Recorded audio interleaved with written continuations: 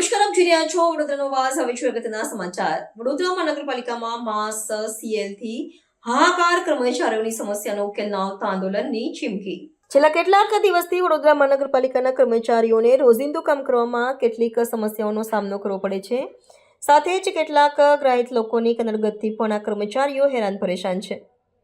જે બાબતે ધ્યાને આવતા વડોદરા મહાનગરપાલિકાના વર્ગ 1 અધિકારીઓએ મ્યુનિસિપલ કમિશનર અરુણ મહેશ બાબુને એક આવેદનપત્ર આપી રજૂઆત કરી હતી.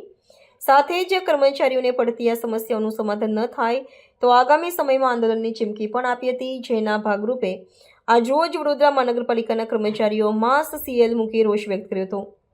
કર્મચારીઓની ગેરહાજરીમાં વડોદરા મહાનગરપાલિકાના ટાઉન ડેવલપમેન્ટ વિભાગ, સ્ટ્રીટ લાઇટ વિભાગ, સિટી એન્જિનિયરિંગ વિભાગ, એકાઉન્ટ વિભાગ સહિત તમામ વિભાગોની કચેરીઓ ખાલીખમ નજરે ચડી હતી. સાથે કર્મચારીઓની ગેરહાજરીથી પાલિકા કચેરી આવનાર લોકોને પણ ભારે પરેશાની વેઠવાનો વારો આવ્યો છે.